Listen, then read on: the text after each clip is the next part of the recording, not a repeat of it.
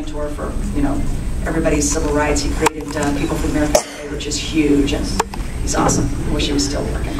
I'd be working for him. All right. Well, I guess I'll rephrase another question to the writers. Where did you draw your kind of inspiration? Was there ever a time where you guys were just sort of reaching for something? My inspiration is Nancy Lee. Yeah, you said your inspiration was the strip clubs we passed. The girl on girl videos. I want to let Paige talk. Thank you, Jen. Inspiration. It's all these gals that I've talked to, my nieces included, who are questioning their sexuality and in this modern context, and they're just asking questions, and they want to see those questions asked in an environment that they can understand. Don't have to answer everything, because there aren't really answers out there, but as long as the questions are being posed and they're validated, then that's good and that's honorable. So that's a lot of where my stuff comes from. It's a point of view, though, too, right? I mean, any teen show you're going to watch is going to be the same stories. Seriously, come on, coming of age, it's all the same stuff. Right, you're Not dating, that you guys are brilliant until they get incredibly different. very special. But I mean, seriously, we get a point of view. But it's a great point of view. There's a show that Chad's writing on right now, Kyle XY, which is also this way. It was 2 guys, a girl, and a pizza place, and then for 2 seasons, and then it ended up being 2 guys and a girl because the pizza place asked too much money.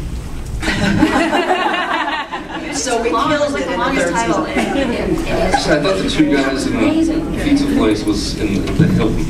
Yeah, that's right. They're doing that one down. Okay. Yeah, But imagine that. Okay, that's just like one dopey joke, right? But if you have somebody, if you're writing something that you feel that is very important and meaningful for young men and women out there, and you hear somebody saying something back to you. Unless your mother doesn't watch the show and she's mad at you for writing on it, which is my case. Right? My mother does not. When I was writing on Normal Lear's show, I wrote an episode, and one of the girls was talking about the 10 Commandments in it, and she said, it's really just suggestions, they're not commandments.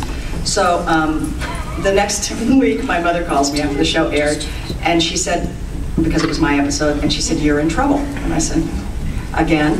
And she said, "I drove by a Baptist church this morning, and on the little marquee, the sermon was, 'They are not suggestions, they are commandments.'" And I thought, wow, at least they're watching the show. They don't have to agree with me. And that's one thing Norman said, and I talked to these girls about it when we first started the show.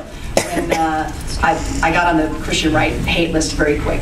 And he said, if they're hating you, they're watching you, and any of that publicity is going to be okay, because it's going to throw focus on the show, and then you'll just rise to the issue, and that's what they've done so well in all this. There's been a lot of heat that, you don't know it because you're going, "Woo, we love the show," but most people are, there's a lot of people out there that think the show is not promoting good family values, but I think it's a family show. Which means we're doing something right. Yeah, Because there are a lot of different kinds of families out there dealing with a lot of different stuff. I think you should let them ask questions. Yeah, okay.